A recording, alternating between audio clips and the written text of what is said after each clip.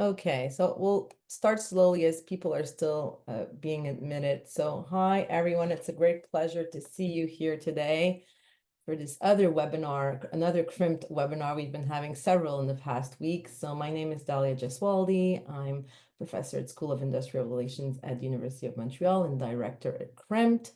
I have to say that this is a great pleasure to co-host this webinar with our Students Coordination Committee that was very enthusiastic about the theme, and we are delighted to have our speakers today that will join us. So I'm going to briefly introduce the webinar, and I also want to thank the interpreters that are here today with us and that will facilitate this webinar in English and in French. On vous remercie infiniment de votre présence, c'est très apprécié.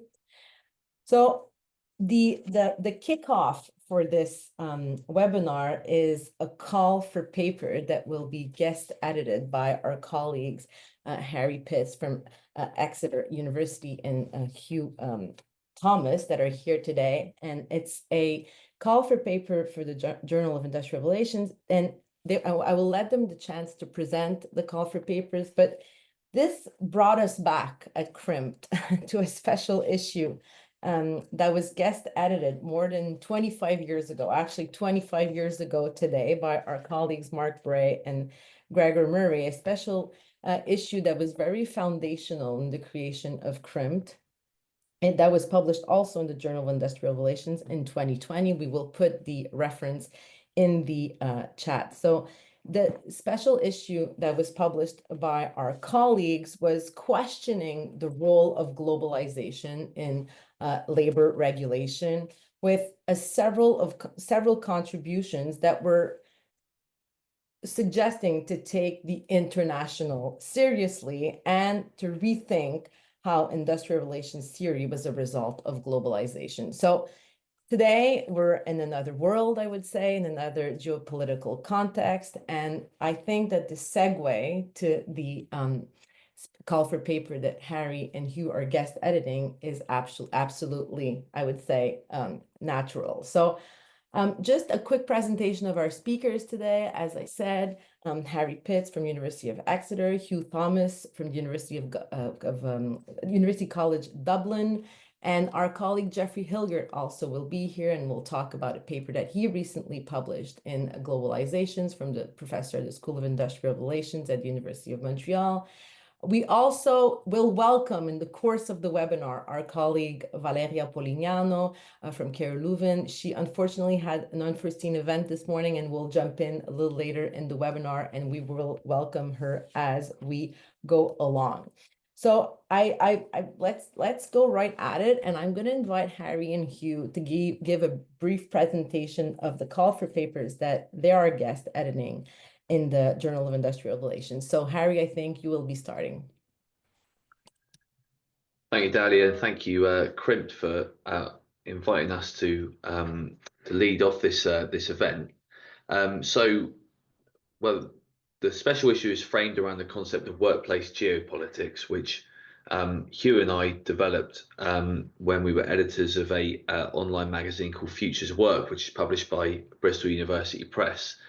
And we started kicking around the concept on account of seeing at that time kind of emergent transformations that take place in that kind of post 2016 context, where there was a lot of prognosis that the global liberal order was collapsing in some way, and that we were entering a period that was going to be shaped by some type of kind of new or second Cold War situation between polarized blocks, and within that, those former certainties of the globalized order, whether institutional or economic or cultural to some extent, were falling apart. Now, I think the benefit of hindsight gives us maybe a different way of reading that. But at the same time as we kind of started writing about this, there was the full-scale Russian invasion of Ukraine, which kind of threw that into sharper focus. But at that time, still not necessarily obvious or well accounted for the impacts of these kind of ruptures in the workplace, not only in industrial relations broadly conceived, but also in kind of the everyday experience of what it's like to work in certain sectors and in certain workplaces. And since then, there's been a series of flashpoints which have brought us up to the present moment, where I think we probably understand better what was emergent back then in 2025. So there's a couple of different, I think, aspects here that bear upon how we understand the workplace that are forged in the sphere of geopolitics, but haven't been broadly accounted for in the IR literature, and that we can look to the other IR, to international relations and to international political economy and other perspectives in order to flesh that out. I mean, the first one, as alluded to there, is this sense that we live in a conflicted world that is torn apart in various ways. And whereas previously that appeared to be reshaped around a kind of two blocks comprising around a kind of Western sphere, let's say, and a sphere led by China as the hegemon, I think it's probably now apparent it's a lot more complex than that. And a lot of these conflicts cut through societies in various ways and cut through our workplaces. Around, particularly around political dynamics, around the rise of authoritarianism, right-wing populism, for instance. Different dynamics within societies ultimately bring these conflicts to bear in everyday life, including in the workplace. There's cultural conflicts there, but there's also material ones. There's competition over resources of an increasingly physical character, which I guess certainly in Western liberal democracies are having to rethink their economic models away from that service-driven knowledge economy associated with the globalized order to thinking much more now about industrial policy and industrial strategy, and what on both right and left at the moment, certainly in the UK context, people are talking about in terms of reindustrialization. We also have competition over technology, over infrastructure, and over the resources that are going to drive the green transition. And because these are rooted in place, I'm here in Cornwall, in the far west of the UK. Hugh will laugh because I mentioned this within 2 minutes of talking to anybody. I'm very proud of where I'm from. We have an immensely mineral-rich granite bedrock, tin, tungsten, lithium. Mining died out pretty much in 1998 in Cornwall with its last gasp, but it's now being revitalised. It cannot be anywhere else. It has to be here because these things are rooted in particular places, because there's a new onus on control over physical resources. And we also have the fact that in a world of conflicts, these conflicts, as I mentioned already, are being felt in particular workplaces as well. New divides are opening up because of people's attachment, and in highly internationalized workplace settings like our own in academia, these things are lived in an everyday way. Even if they're far away, they're also close. So all of these things have impacts for workers, whether these place-based dynamics or workplace dynamics, or the rise of industrial policy as a kind of mediation of the layer of changes in the international political economy and changes in industrial relations. The question is, I think, and what we're interested in articulating is, what does that do for workers in terms of their position in value chains, their bargaining power, how they're incorporated into projects of a new national interest, especially where countries are seeking to reindustrialize around a new industrial strategy. How do workers position themselves and their movements position themselves with reference to these conflicts? How do they articulate different ideological visions of the way the world might be in that context? And how can, I guess, in a way, in a more dangerous world, how can the labour interest be advanced in that context? Because it's not pleasant what's going on. However, there are changes that are afoot, especially around these kind of reindustrialisation initiatives, where the key question is, what is the power, the prestige, and the fruits ultimately that can accrue to workers in particular places. And the special issue is a chance for us to try to bring those kind of broader everyday concerns, which are around us all the time, into conversation with the literature. And on that note, I'm going to hand over to Hugh. Hi, everyone, and thanks so much for the invitation. So I think one of the things we were kind of thinking about at the time, and why we decided to put this special issue in the Journal of Industrial Relations, is, as Dalia said, this special issue that was out 25 years ago now, which I think was a reflection of industrial relations scholars kind of trying to get to grips with questions around globalization, and at that time looking at international relations, international political economy and things like that to try and understand if there's theoretical concepts or tools within those disciplines to help understand what was happening for work and workers. And I guess our argument in this special issue is that we kind of need to go back to the other back to international relations to try and understand what's happening in industrial relations today. And that's not to say, what's important to state is that we're not saying that industrial relations has not taken account of the international at all. Obviously, not in the last. Obviously, they have in the last 25 years. We've seen a wealth of research on things like corporate social responsibility, that's Harry said, sort of global supply chains, global labor governance, migration, global union federations. I can see Rebecca here, and that research has really flourished. But our argument is that the sort of geopolitical context of these developments has often been sort of downplayed or dismissed in some cases. So we're kind of trying to bring international relations and international political economy back into the kind of foreground, especially when we think about industrial relations as a field which has always been a very interdisciplinary. It's a broad church. I mean, if we think, you know, I'm in a business school in a human resource management department. Harry's in a politics department. You know, Jeffrey's in a school of industrial relations. You know, as they exist, right? So it's a broad church, but I think compared to things like some of the kind of cross-pollination of ideas between sociology, for example, and industrial relations, we think international relations has not been necessarily given its kind of full reflection. So we're kind of saying, right, just as this special issue, which we're kind of using as our sort of our anchoring point, but also appreciating stuff has happened since then, that just as they looked to international relations 25 years ago, we should go back to international relations to kind of locate the labor process within some of these global shifts that Harry has talked about. And you know, we wrote this special issue, call for papers, back in sort of August, September, and obviously these things take a long time before they eventually come to the sort of light of day. But in some respects, it's become more prevalent or more interesting over the last 6 or 7 months in terms of thinking about the impact of geopolitics on work. I mean, for those who were there last week on the North American automobile and the impact of tariffs on workers, for example, it's just one example of how, you know, geopolitics is potentially having an impact on people's, you know, on their daily lives and their experience of work.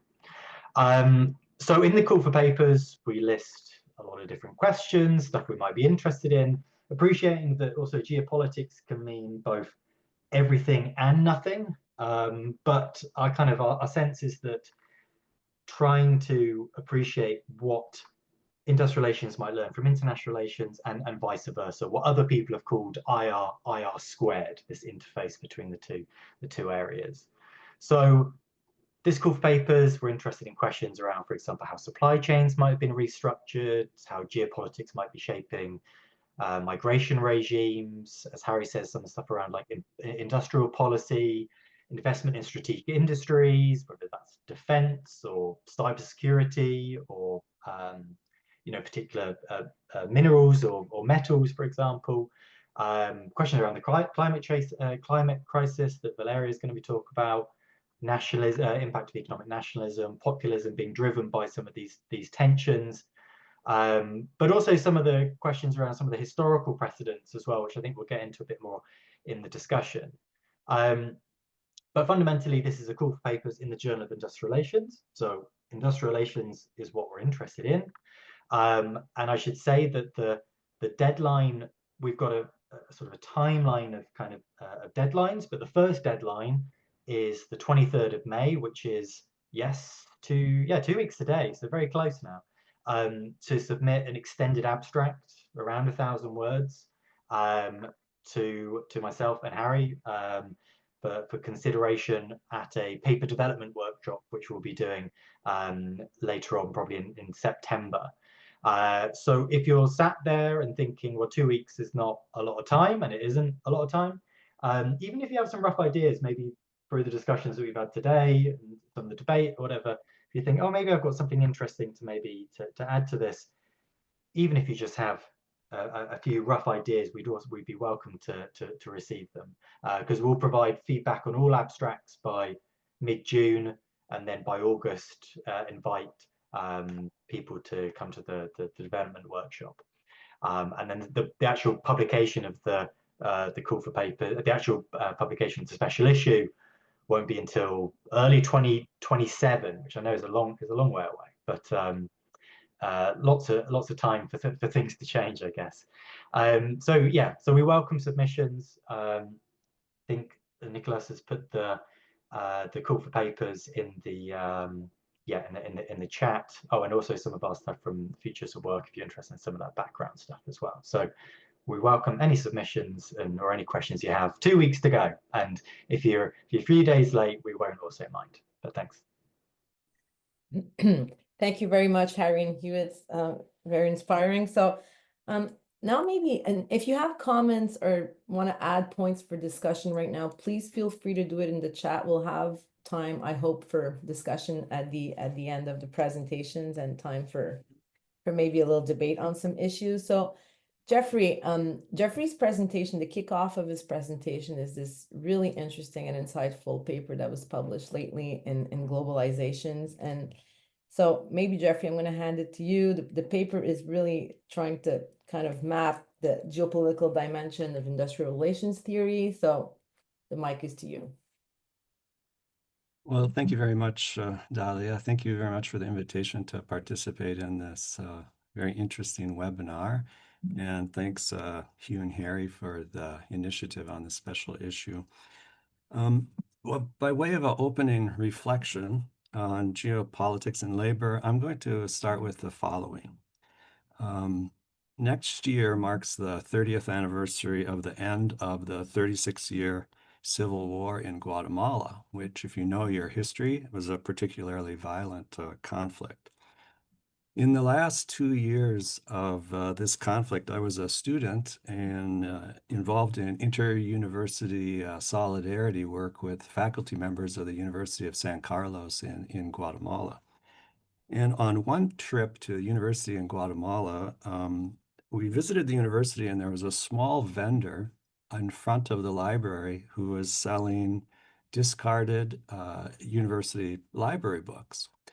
So I stopped, we stopped, and we're looking through the books, and I was very interested in anything on labor or workers' rights, and unfortunately there was nothing there, with the exception of one book, and that book was Dunlop and Kerr's Industrialism and Industrial Man.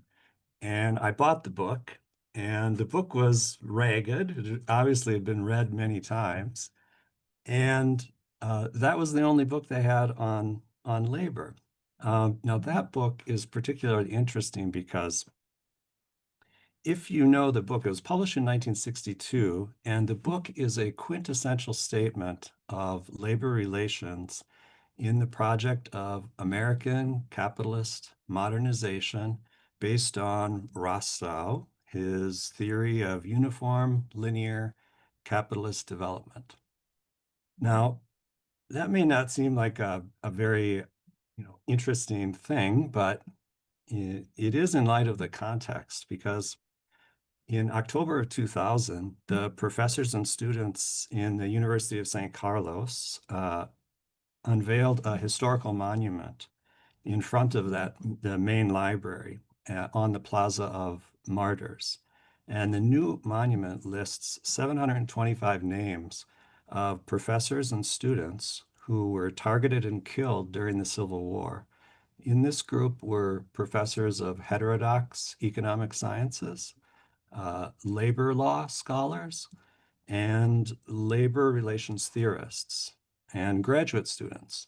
And they were essentially assassinated due to their support for labor rights, but also for their theoretical work on labor.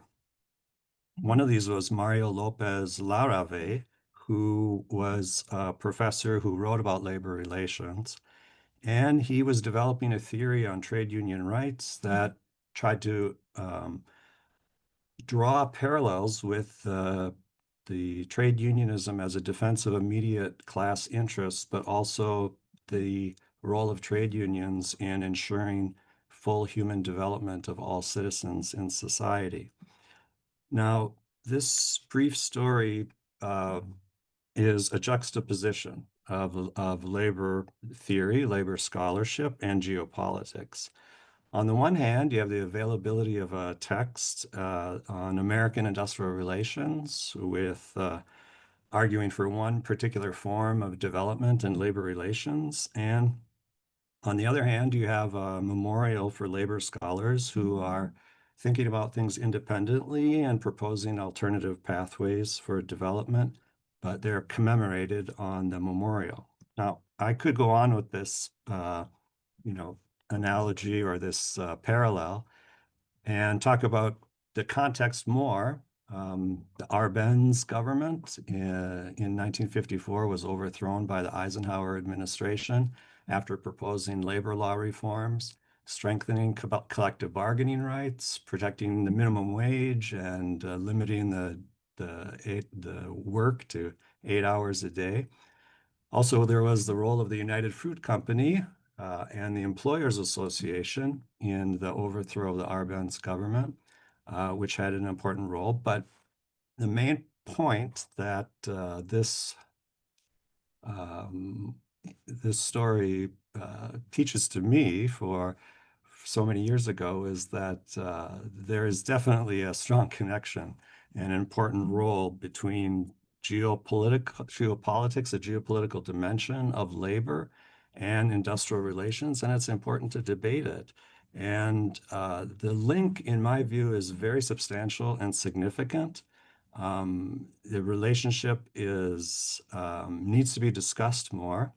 But at the same time, I agree with Harry and Hugh that industrial relations scholars, we have this special issue from 25 years ago, but industrial relations scholars have kind of struggled to recognize the geopolitical dimensions and how they connect with labor scholarship, also the protection of labor rights. And it's important. So I think the special issue is very important. And what I try to do in my article is raise the issue of the importance to make the connection between geopolitics and labor relations and to study it and talk about it as a permanent question for the study of labor, and not just in situations where, for example, your country is threatened to be taken over as a 51st state of the United States, as the situation we're in now as with Canadian scholars. So if in the article, I take a historical viewpoint, and I try to I ask a bunch of questions about geopolitics and industrial relations and labor relations. So I talk about what is geopolitics, how did geopolitics shape labor relations, and what's the relationship between geopolitics and industrial relations theory. More specifically, I spend time talking about how have geopolitics and geopolitical interests shaped the landscape of labor and industrial relations theory. And that's the main question of the article. And then I conclude the article by talking about how we can frame labor scholarship and industrial relations going forward, following a reflection on possible future IR research agendas in light of a geopolitical question. So I'll say 2 points and elaborate them. The first is that there's some assumptions about geopolitics from our reading from within the industrial relations field. There's 3 assumptions of geopolitics. And then I identify 5 or 6 historical periods which are, it's never completely accurate to create, historical periods, but we can see that the geopolitics has shaped labor scholarship, industrial relations, in different ways in different historical periods. So I'll just touch on those 2 points. One of the things in trying to understand what geopolitics is, it's both obviously a real phenomenon in the world, but also an academic subject that people try to make sense of. And of the 3 points that are important in geopolitics, on my reading, is the first is this overarching concern for human security, basic human security. That's at the heart of human motivation. That's how people see the people, many people that study geopolitics. They think about questions of survival and human security, and these are existential concerns. The second point is that there's conflict, as Harry mentioned. Conflict is between sovereign states, and outcomes are important as objects of study. But the question is that sovereign states are, important conflict groups. And then for the last point, and I think this last point is where industrial relations has tripped up a little bit, is that there is the structure of the international system as kind of a unit of analysis and taken as a whole. And we've tended to have a certain methodological nationalism in industrial relations, where we look at the state as the container. And that seems to be a difference in geopolitics, is that it's really the international system and this collection of states and political actors that constitute the landscape of geopolitics. In terms of the history of development on the influence of geopolitics on industrial relations theory, it goes all the way back to the start of industrial relations, and all the way back to the Webbs and the publication of the book Industrial Democracy. There was an interesting debate when the book was published again with the anti-imperialist scholar Hobson and the Webbs, who critiqued the concept of industrial democracy and said that it wasn't tenable because it didn't take into account the geopolitical dimensions that were the environment at the time. So the first period is liberal imperialism, which I argue can run right until 1944. And from the start of industrial relations theory. Then we have a certain period of socioeconomic coordination, where there was a concern at the end of World War II for coordinated economic international relations. And industrial relations scholars were engaged in writing international standards in 1944 in coordination with with different countries, and particularly important were the conventions on Social Security, Recommendation 67 on the guarantee of means of existence and income security, were a direct result of these geopolitics. After 1949, we're into a period of the start of the Cold War. And the Truman administration launched the Point 4 plan for foreign relations to advocate for an extensive capitalist system. And this involved labor relations theory. And there's some very interesting facts that I've uncovered in this article about U.S. government support for industrial relations theory during this period, in particular Hugh Clegg's book on the approaches to industrial democracy, also translation of Selig Perlman's The Theory of the Labor Movement. These are very important books in the history of theoretical development of industrial relations.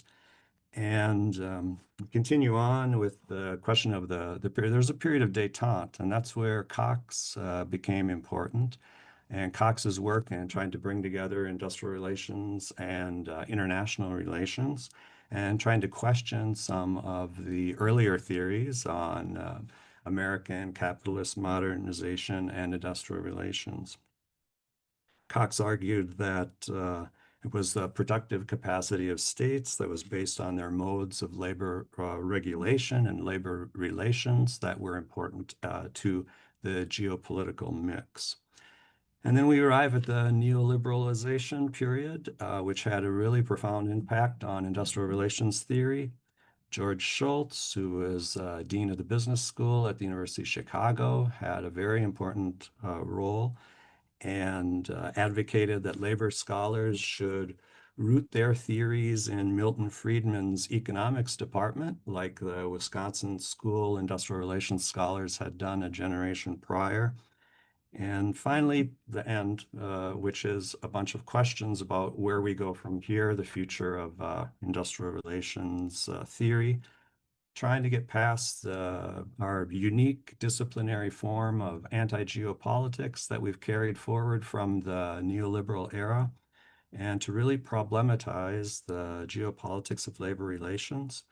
And part of this is returning to a question of full theoretical statements that are listening to suppressed, silenced, marginalized scholars that might have alternative suggestions and making critiques about the theories that exist with a geopolitical analysis, and to do all of this within a respective geopolitical environment and incorporating this into the theoretical framework. So that's the article. So I look forward to the discussion. There's a lot of interesting questions that come out from this subject, and thank you very much for the opportunity to participate in the webinar. Thank you very much, Jeffrey. So the beauty of instant communication is that Valeria just wrote to me to say that she will be jumping in a few minutes. So we will give her the time to settle in. So before going back to some of the issues that were brought in by Jeffrey, Hugh, and Harry, I guess the first question that I would put into play would be, so we're in a context of important geopolitical reordering. The role of the United States is changing. How can we foresee an impact on international institutions like the ILO and the legal normativity, but broader than that, the action that's brought forward by such institutions? So maybe Hugh, you'll give it a first go, and then we'll go to Harry. Sure, I'll give it a go. There's a lot of, I think, a lot of speculation, so I'll have a go at it. But actually, I wrote now 3 years ago a piece in, not to keep plugging myself and Harry's online magazine that we are former editors of, on Futures of Work, but wrote a piece on what I thought about the role of the ILO in a potential geopolitical kind of reordering, but written in the context of 2022. And so a lot of stuff that I said in there, I think, is probably now, like perhaps some other stuff that I've written, now completely moot. But I think the point around the kind of the reordering not centered on the United States is, and I'm going to specifically talk about the ILO and some of the speculations around that. But I think the first thing really is very much a financial implication, right? I mean, the US, for example, cutting a lot of their development work, but specifically around things like cuts to the child labor programs, many of which the US was the primary funder in a lot of these programs that were, can be critiqued on certain measures, but also did have fundamental impact on children's livelihoods. And so if you've got reduction in these development schemes, stuff like that, then it's going to have potentially mean that more children, for example, are going to be forced to work in extremely hazardous conditions. So there's one impact there of kind of geopolitics and its impact on work and working lives. And I think if you look specifically in the ILO, and speaking to some former colleagues there, there's been about 25 projects already cancelled at the ILO. 1 in 10 jobs at the ILO may go, because the US takes up around 20% of the ILO's budget. So the US withdrawing from multilateralism, and the ILO is one example, obviously has direct material kind of impacts. And I think rereading that piece that I wrote in Futures of Work, and just in terms of how geopolitics can really change your viewpoint on these things, is that I wrote in that article that I actually thought that greater geopolitical tensions could actually lead to a reinvigorated role of the ILO, because during the Cold War, for example, there was a kind of a Cold War kind of consensus within the ILO, because the kind of the West wanting to maintain kind of a strong stake in the ILO and demonstrate their own commitment to social justice in comparison to that different definition of social justice as championed by the communist countries. And we saw during that period, and Jeffrey touched on it a little bit on his article as well, where this kind of ideological competition actually had some real benefits for workers if we look at just the number of kind of labor standards adopted and the type of topics that were being addressed, right? Not necessarily low-hanging fruit, but stuff that really has some fundamental impact. So I kind of made this argument that this was a golden age for the ILO. I know people have made that argument before. And then there was that question that when the Berlin Wall came down and the end of the Cold War, well, what was the purpose of the ILO then? It was seen as an organization to combat communism. And so what would be the purpose of the organization? And in some respects, that's kind of what's facing the ILO now. The US doesn't now see the ILO as a place to combat communism, obviously. It's withdrawing from that, and I think that has several kind of impacts. And so there's a couple that might be just worth kind of speculating on what might be some of the impact. I think what's likely to maybe happen is to see a bit more of kind of regionalization of labor standards over these kind of global ones the ILO promotes. Obviously, Valeria could talk much more about it in terms of the EU, but having regionally based labor standards tailored to specific development contexts rather than this kind of more like level playing field that the ILO kind of tries and sort of promotes. So that potentially marginalizes global governance organizations such as the ILO. The other one might be around this kind of decentering of Western norms, Western kind of liberal norms. You know, a lot of the ILO's foundational norms, or freedom of association, collective bargaining, forced labor, etc., have been obviously historically shaped by Western liberal democracies and by the US, although obviously the US has had a slightly uneasy historical relationship with the ILO. So you might see a geopolitical shift having like diluting the centrality maybe of some of these norms. And if we believe in the norms of freedom of association and collective bargaining, which I'm sure all of us on the call do, then that obviously potentially has a detrimental impact. And then I think there's the final point is around kind of consensus. You know, the US has played a key role in the ILO in terms of getting particular labor standards adopted, even if they then do not actually ratify them themselves. And you've seen over the last 10 to 15 years a lack of consensus within the organization, and a strong US is one that's sometimes been able to kind of broker some of these consensus within the organization. And without the US's strong role there, it potentially means that even fewer standards maybe might be adopted. Not to always just talk about negative things, but maybe there's some positives here. Maybe it allows for, if there's a recentering away from the US, then maybe emerging powers may take more roles and responsibility within the ILO. Maybe it makes the ILO more representative of global labor realities, perhaps particularly in the global south, something the ILO has often been criticized for. So perhaps there are some benefits as well. But I concluded that Futures of Work article by saying that the ILO may once again come up as become this kind of key battleground for international and industrial relations. And I think the US's withdrawal kind of from the organization in terms of its financial commitment to a lot of the kind of key policies, I think can only have kind of a detrimental impact. But that's my first go at that question. Thank you, Harry. Do you want to go next? Yeah, it's a tough act to follow, but I guess zooming out a bit, I think we're in a bit of a League of Nations type of scenario where all of the kind of institutional guarantees of any kind of stable set of norms, rights, rule of law, that kind of multilateral moment is completely crumbling.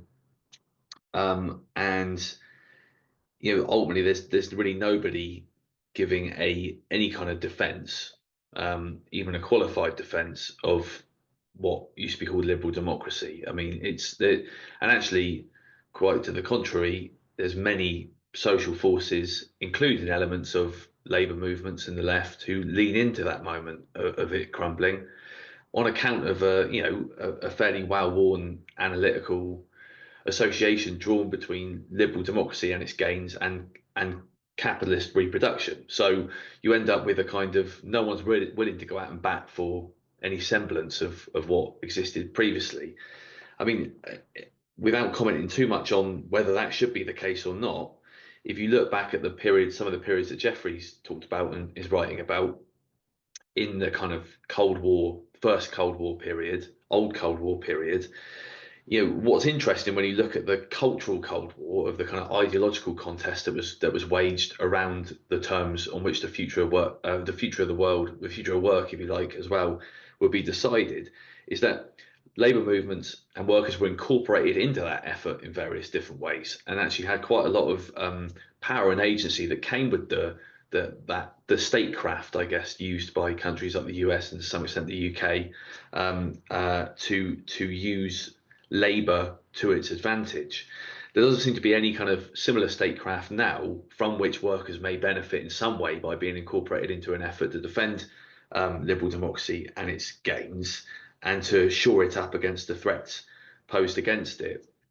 At the same time, workers can't wait for the legal institutional cavalry of the past to arrive and bail them out. In a world where might equals right, there's a need to navigate things in a way that can't necessarily just sit and hope that there's going to be some kind of solution that's going to be guaranteed by consensus around norms and rights and freedoms. So it's a very dangerous moment, and it's partly to do with the diminished stature, I guess, of trade unions in the consideration of a lot of states about where they sit within that. In the UK, again, it's hard to talk about this without reducing it back down to the nation state, because of the reassertion of the state or the reconfiguration of the state in this kind of moment of emergent state capitalism.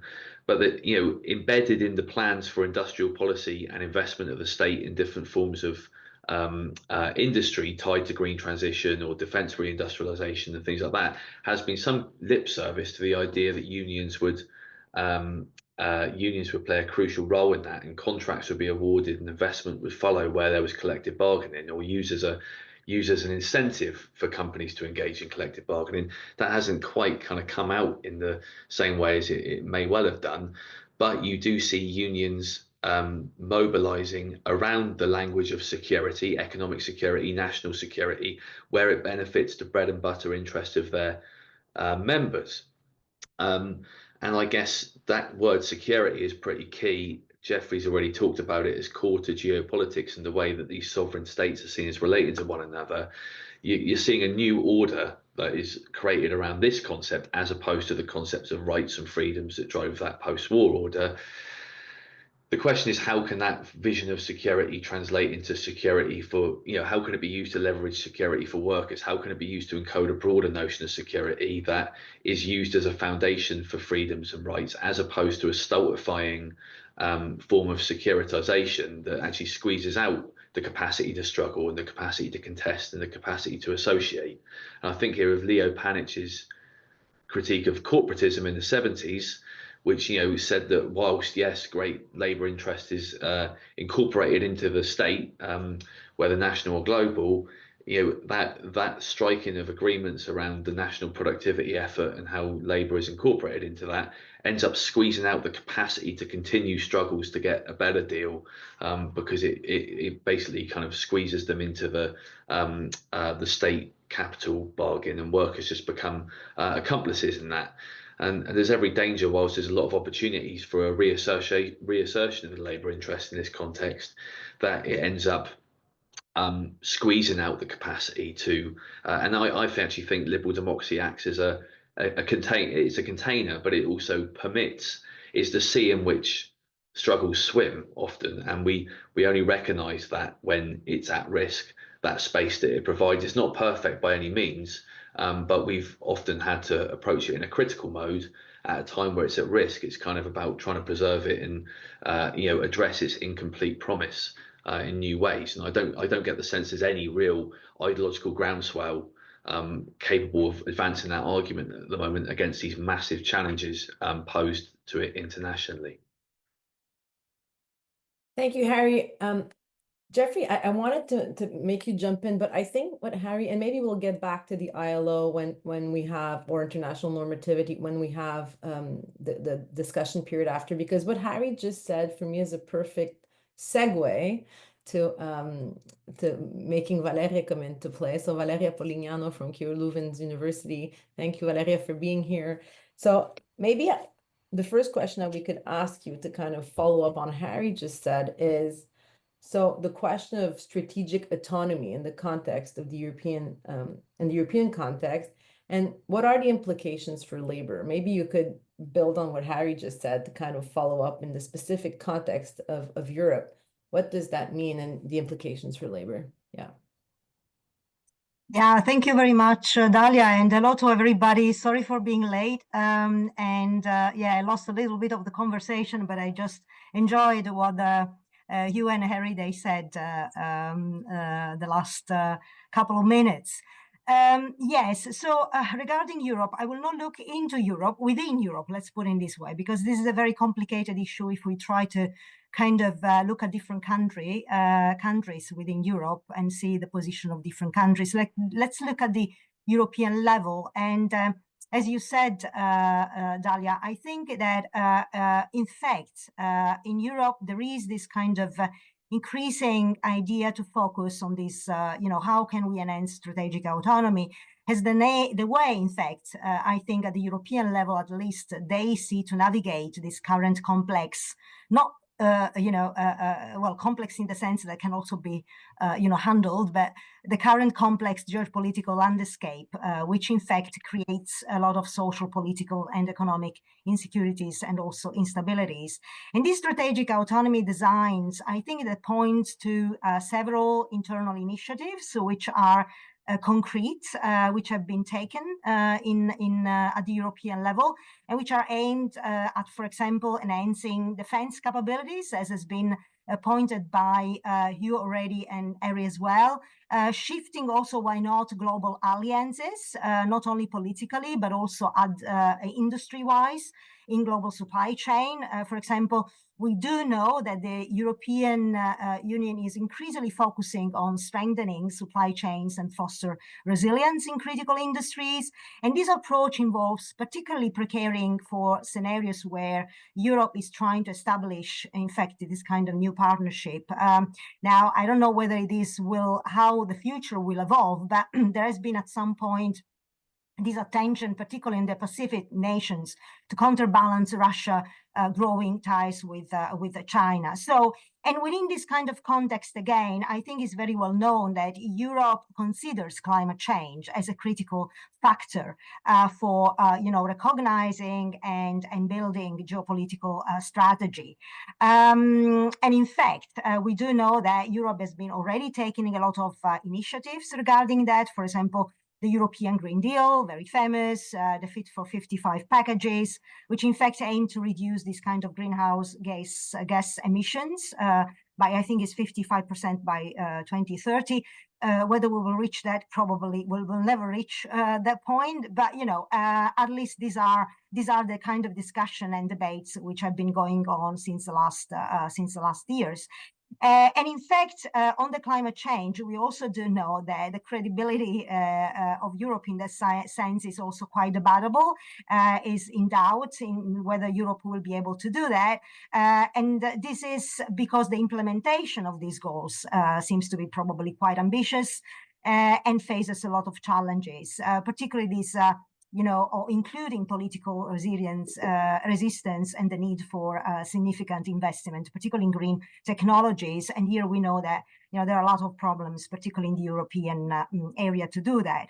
So aside all these, of course, there is also the intent to counteract the current external pressures from global trade dynamics that we all know create a lot of disturbances. But said that, let me try to focus, if I may, very quickly on some initiatives, at least 3-4 issues, which I would like to kind of mention to just then link it to the other point you raised, Dalia, about what are the implications for labor.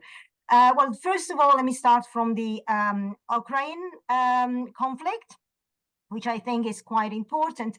We do know that Europe continues to support Ukraine in its conflict with Russia. Tension have been emerged regarding the, kind of early promise of US to kind of propose peace, and particularly, now whether this will materialize or not, is still in doubt. I think it was a couple of days ago when Trump was lately attributing to the hate between Putin and Zelensky the cause of this unresolved conflict, which, anyhow says a lot about whether this peace deal will be made.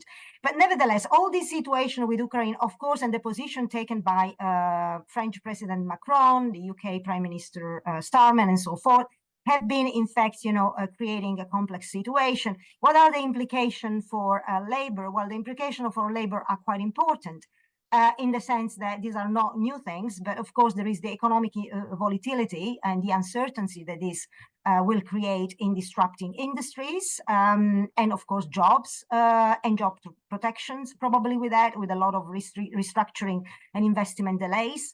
There is also still the issue not yet solved, particularly for Southern European countries, and here I talk about Italy, that although, the Italian situation with wages is quite, distinctive and cannot be only linked to that, but nevertheless, we see a lot of problems still in raising living costs and, the kind of persistent energy price inflation, which is eroding wages. Again, not all can be attributed to that, but if you add these on top of many other stuff and inconsistency and problems which nations and countries are facing, then creates a lot of problems. And then the last issue regarding labor, which is something mentioned, I think, by you, if I understood well when I just connected myself, this kind of strained solidarity issue. So in other words, the kind of diverging US-EU strategies threaten to fragment transatlantic labor cooperation. And these, of course, will probably lead to complicating coordinated global union efforts. Then there is the issue of the defense initiative in Europe, also here as a way to build up strategic autonomy. The President Ursula von der Leyen announced a time ago that there would have been about if I remember, 800 billions to strengthen Europe's defense infrastructures. The growth of the defense sector has a lot of implication for labor. And here I fully agree with Harry about this bread and butter issue, because in fact, boost military budgets may create jobs, as trade unions are increasingly engaging in coalition buildings with employers to advocate for renewed industrial investment, particularly in these military manufacturing. Just to say that, for example, from a Belgian perspective, I can say that as part of this strategy, unions are already proposing the conversion of abandoned or underutilized auto and industrial plants into modern military production facilities. But all these raises a lot of ethical and strategic questions for labor movements, which are traditionally, in fact, aligned with peace and social justice. So, there are a lot of tensions here about what will happen. And then another important aspect, perhaps interesting, which might also have implication for kind of collaboration, cross-national or cross-national collaboration among unions, is the attempt to, particularly from the European side, to kind of form more strong alliances with the UK. Now, I don't know whether these again will, materialize in a way, but nevertheless, we know that in February 2025, there was this idea of EU to expand the Weimar Triangle to include the United Kingdom. So there is a kind of shift, if you like, at the horizon marked by probably this closer UK-EU cooperation, which probably will also have a lot of implication for labor in terms of, would probably mean for Europe to re-engage, to offer a kind of labor movement, new opportunities to regain lost ground and shape a more socially balanced recovery and aligned with continental models that can prioritize to somehow workers' protections over deregulation. We don't know what will happen, but certainly this is at the core. And last but not least, of course, the trade tension. This is at the focus of the EU response strategy. Also there, there has been a beautiful webinar CRIMT organized around this issue, talking about the US tariffs regarding auto in Canada, Mexico, and US. So, we all know what this will imply for labor in terms of, job cuts and a lot of insecurity and instabilities also, which will be probably created within this scope. Yeah, and I stop it here. Thank you, Valeria. So just want to point to everyone that Valeria and colleagues published a very interesting report that we put in the chat right now on just transitions, the role of unions, and the new eco-social contract. So please take a look at that. And I think that what Valeria just laid out is again a perfect segue to you here on the idea of how, as we are trying to pursue multiple transitions in a changing geopolitical landscape, how can we frame collective action, the role of unions, and the tensions that are arising? So Hugh, I'm going to lead to you. Me, Dalia, sorry.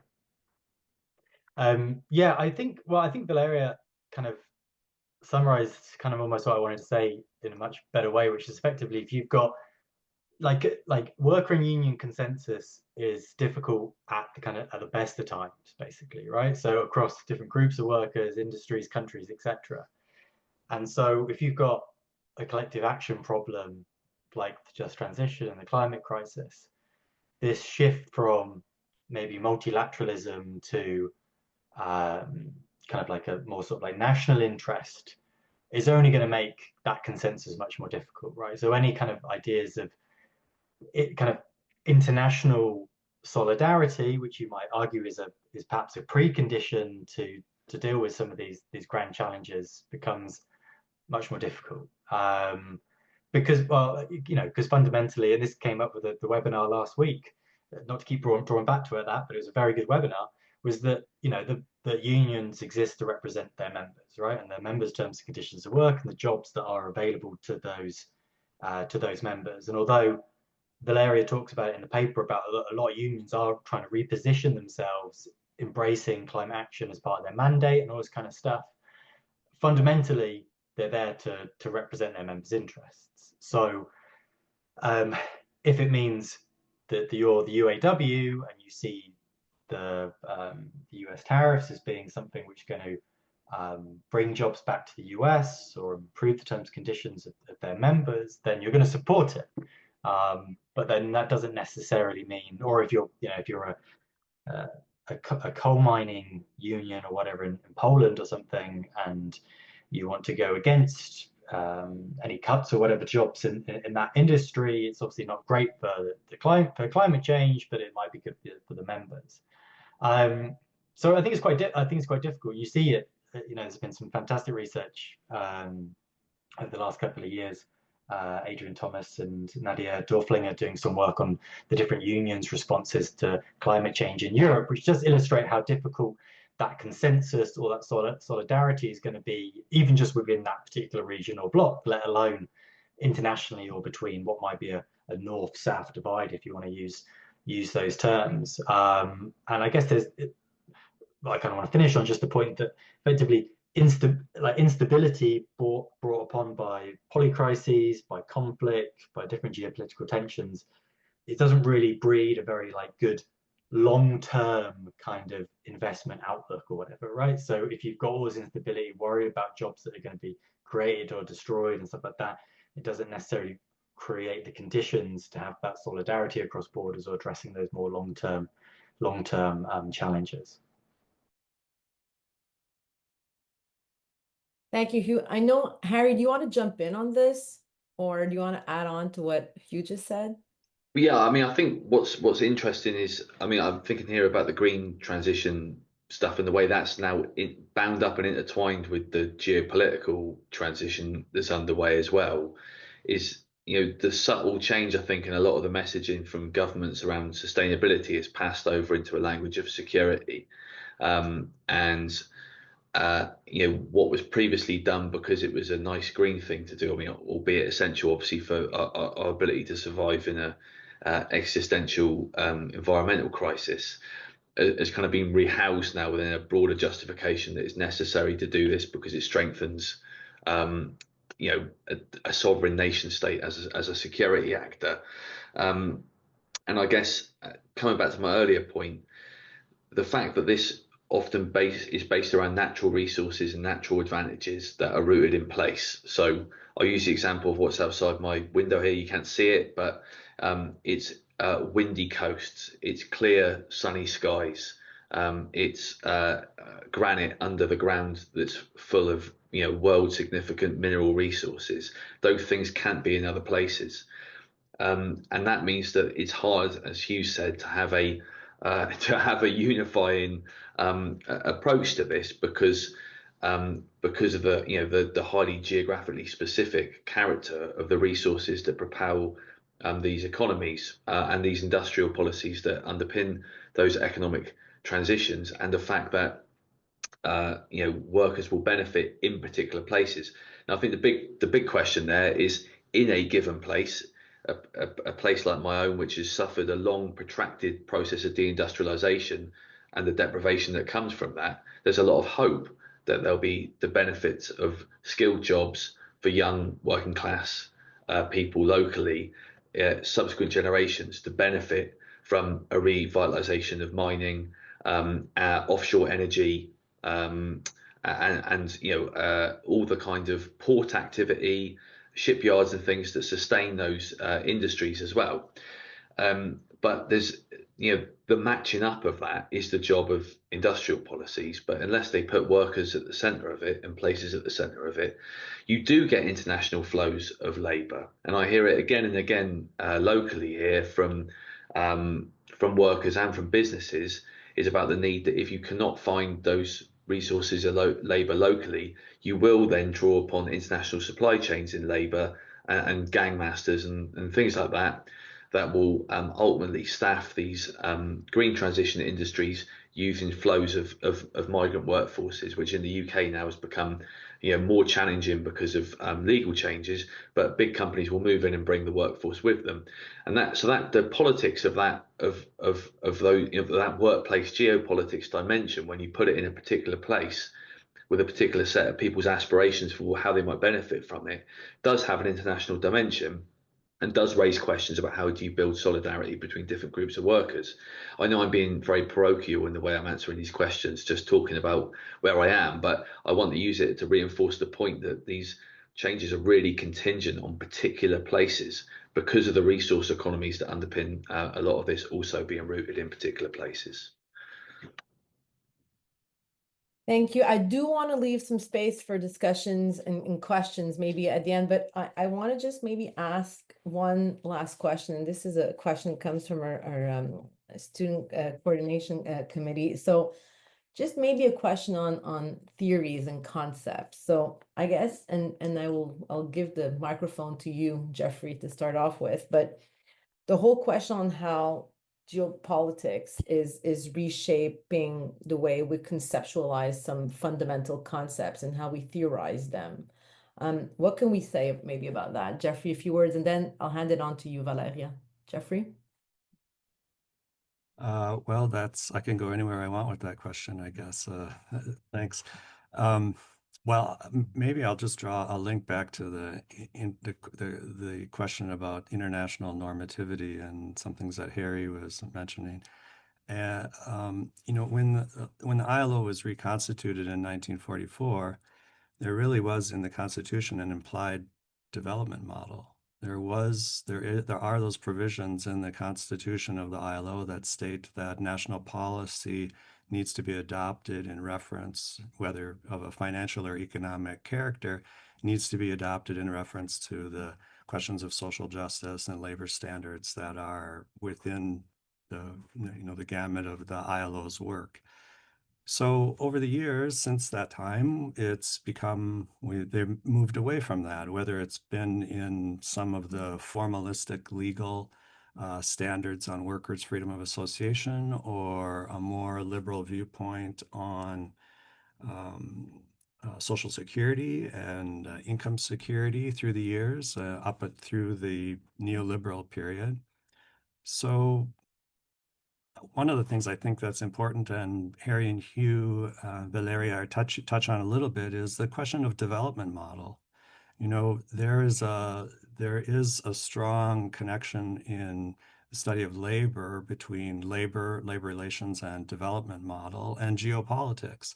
And many people that study development models will say that development paradigms and development models are features of geopolitics. And you can see that in the international normativity, the work on norms of the ILO through the decades. And if we're in a period of more insecurity, greater, different overlapping crises of an environmental and political nature, then the question of human security and how we're managing the economy and the question of the overall development paradigm is going to become even more important. So those things that exist, and in the ILO Constitution become more important. Some of those founding characteristics, but the politics have moved away from it. I also want to just raise the point about during the time of the reconstitutionalization of the ILO and the politics that were swirling around that, there was also Polanyi writing about the double movement, but he also was arguing against the liberal market as a development and economic paradigm. And his argument was that leads to authoritarianism and fascism. So if we're also talking about the question of a rising populism, the rising right, and the difficulty in trying to navigate economic nationalism with problems of migration, international migration, and different forms of labor, then we also have to talk about the problems with managing the liberal market economy with that the same type of sentiment, and to return to questions about development paradigms and protection of human security that results from different types of paradigms of development and labor relations. So, and geopolitics is a part of that. So.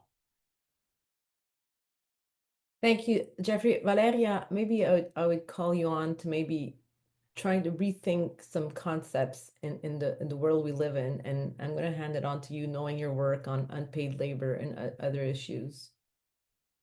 Yes, thank you very much, Dalia. Yes, in fact, I fully agree with what Jeff said just now. I would, in fact, move a bit, take it from the industrial relations, and then, looking at industrial relations vis-a-vis work. And, as an industrial relations scholar, well, we do know that industrial relations has always been concerned with understanding and managing the employment relationship as a relationship or interactions between workers or among workers, employers, and institutions, such as unions, states, and so forth. And the roots have been specifically empirical, institutional, very much contextualized, interdisciplinary as well, and oriented towards resolving practical problems in specific national contexts. Now, going back to your issue about the theories, Dalia, well, then, as we know from an industrial relations perspective, IR has been always, as in fact, Robert Merton would say, been busy in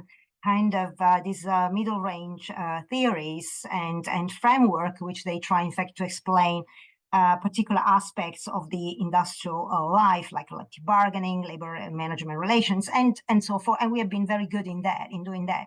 Now, my point here is, well, this is true. Now, the question to me, when we move into thinking about more theoretically, and particularly then I link to work, is I have a question. And the question is whether under these new changes and all what has been brilliantly discussed before by, you and Eri and Jeff, now, do we need perhaps to think and reorient analysis about, how we are going to understand all what is happening, how we are going to respond to these changes which affect economies and societies. Now, I don't have an answer to that, but I really do think that whether industrial relations is inherently limited in theoretical ambition or even doomed to remain within this middle range space remains, in fact, to me, a question that we should pose more and more. And the reason why is because, in fact, if I look from climate change or even, artificial intelligence, now if we want to kind of complexify things, myself, I've been doing quite a lot of work and still doing work on technologies and new technologies. We really do see. So if we pack, in other words, we take these just transitions in this way require fundamental rethinking about how we organize our economies and societies. Of course, we do know, and there has been a lot of work around, economic role models alone won't solve these challenges. We do know that we need to, move on and search for something else. And my question here is to say, well, if we need to combine or to prioritize, let's say, well-being issue, equity, social justice, sustainability, so should we not rethink perhaps to include and redefining the way in which we think about work? And particularly, I've been still, I'm still thinking about that, but my ambition would be to say, let's in fact look at work as being, relational, as, perhaps more sociological thinking would say, rather than, having this kind of economicistic, I would say, understanding about work. And this is, in fact, the way in which, now, if you look at labor, the way how industrial relations framework has been framed, they've been framed around this issue of productivity and around the issue of labor buying into this productivity. And the social compromise and the golden age after Second World War were built upon this. But actually, to me, at least, I think that this perspective, particularly in this context of just transitions, cannot or doesn't give all the answers. So perhaps we need to rethink overcoming this kind of dichotomy. I would say is not just a dichotomy, traditional dichotomy in a Marxist, way between paid and unpaid social and reproductive, but it's also, much more encompassing than that, looking also at work as such. And more importantly, is not just looking at work as such from a relational point of view, but probably industrial relations should be engaged also in looking at how these relationships within work, within different kind of work, is transforming, itself in the sense that it's reconfigured all the time because of this transformation. So we are dealing with something which is much more dynamic than static, and we need to kind of deal with that. So we don't have to throw the baby out with the bathwater, as people would say, but probably we will need to rethink the bathwater. I don't know. Bringing new novelties in that. And our research, particularly with Jane and Bianca that you mentioned on climate change, shows that in fact there are profound tensions between environmental sustainability, social equity, economic stability, which they challenge the foundation of traditional industrial relations. As trade unions seek to protect job security and wage growth within a shrinking carbon-dependent economy, they increasingly face also the challenge of reconciling economic stability with this social ecological sustainability, as has been also pointed out before. And this means, in fact, that the traditional mechanism, now I was very happy to hear Jeff recalling Polanyi. So the traditional mechanism of decommodification of labor, so collective bargaining, worker representations, actually, I would say that probably this mechanism, do not work or will not be enough in trying to, capture all the and helping us understanding and finding solution and responses to the challenge that we are facing. The reason is because these same mechanisms will struggle, in fact, to function effectively in the way in which they have been conceptualized within a context, which is this new context. So I think that if we want to address this kind of problematics, we need to understand, at least, we need, in fact, to rethink industrial relations framework to incorporate alternative models of not only economic, but also social organization. And of course, here we know people have been talking about post-growth, degrowth, and whatsoever. But still, what we argue in our work with Jen and Bianca is that these concepts are still perhaps not adequately interrogating the consequences for industrial and employment relations of this conventional growth paradigm, even in the degrowth and whatsoever realm. And by the way, when Mills was talking about, and again, I go into a sociological concept here, talking about sociological imagination, how sociology looks at reality and using sociological imagination, he was looking at it in a kind of interdisciplinary way. So he was not just thinking sociologically, and there the idea of the, you mean the ground theory. So ground theory was actually integrated not only in sociological concept, but also psychological, economy, political, even religion one. So, I think perhaps we should dare to look a bit more into these issues. Thank you. Thank you, Valeria. And I know Hugh has something to say about interdisciplinarity and how interdisciplinarity comes into play in terms of forging some theoretical perspectives. But I'm going to hand it to you, Hugh. But before, I really want to ask the audience, so everyone here, if you have questions or comments, or if you want to jump in the discussion, you can either do it in the chat or, as of now, raise your hand, your little whatever color hand you will raise. And maybe I'll take a couple of comments, if that's okay with you, Hugh and Harry, just to maybe like fuel the discussion, and then we'll come back to final remarks. Rebecca, please go ahead. You can open your microphone. Thank you. Hello, thank you very much. Bonjour, Dalia. Bonjour, tout le monde. I see this entire session has been in English, and I'm not going to be the one to change it. Rebecca Gunville-McCormick, Birkbeck, University of London. I want to return to an earlier topic that was particularly addressed by Jeffrey and Hugh about the global geopolitical situation. I'm not speaking. It says confirm my speaking language. I'm not speaking in I don't think I'm speaking in Chinese. Excuse me. It's English. I'm speaking in English. Sorry. It's a real conundrum, and I've worked a lot on the history of the international trade union movement, particularly ICFTU, that around the time of the Second World War and the Cold War, governments used the trade union movement to promote their own cause on whichever side of the Cold War. And that indeed led to a lot of support for trade unionism and collective bargaining.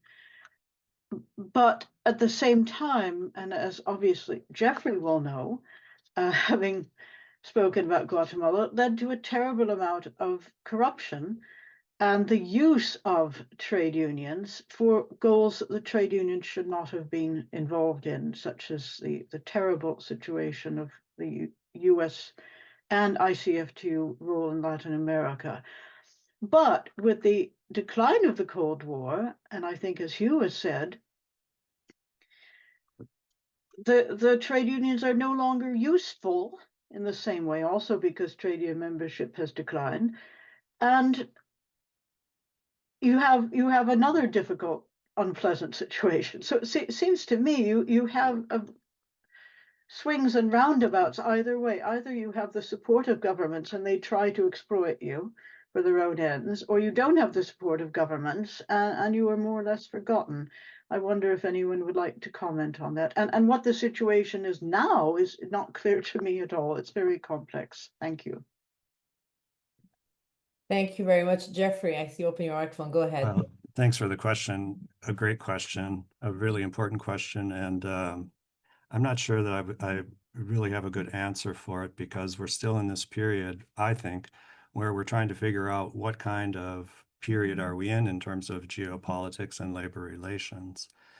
I would tend to take a socio-critical standpoint, however, and say that history repeats itself, but it's not always the same.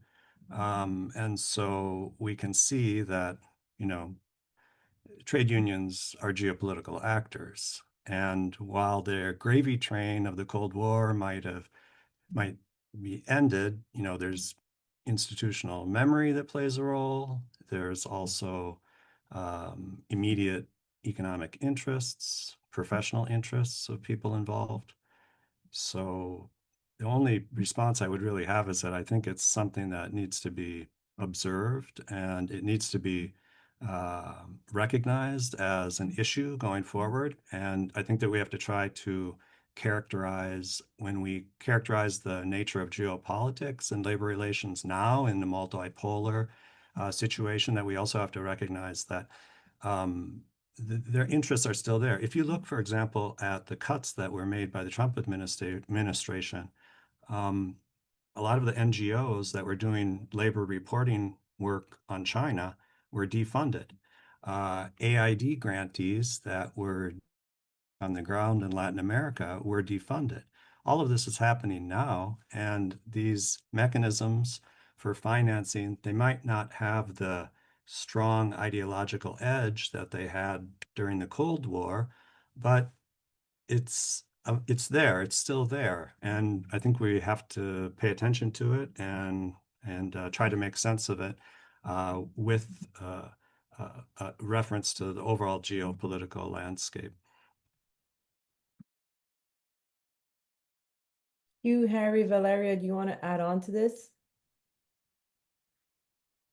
I guess just one small point I think is a great point, Rebecca. And I think, as Jeffrey said, I guess, we don't really know what age we're in now, and also how things change so quickly. Because, during COVID, for example, in the UK, the TUC was going down to Downing Street, right? So there was all of a sudden this potential reignition of partnership and corporatism and involvement. But is your point, Rebecca, which was basically it was a way for the government to use the unions for their own purposes. And then as soon as 2 years down the line and nothing's basically, but in terms of the Conservative government, nothing kind of came from it.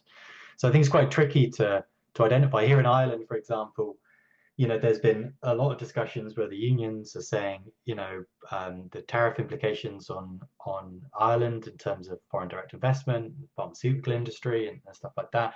And they've been trying to bang on the door of the government to try and get a seat at the table to be involved in some of these discussions, because it's going to have significant impact for worker and workers. And there's just completely shut door, basically.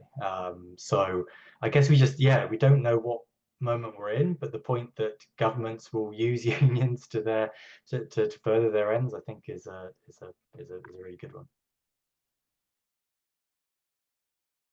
I don't know if we have any other questions or comments at this point. I see a lot of participants that could have a lot to say, and I'm not going to go the Gregor Murray way of picking people in the room to ask a question. There is a question in the chat, Dalia. There is a question in the chat. Wonderful. So, OK. And s'il y a des questions en français, je suis prête à les traduire séance tenante. Je veux le dire aussi, là, si quelqu'un veut intervenir en français, je peux traduire la question. So, labor tends to be reactive to changes rather than proactive.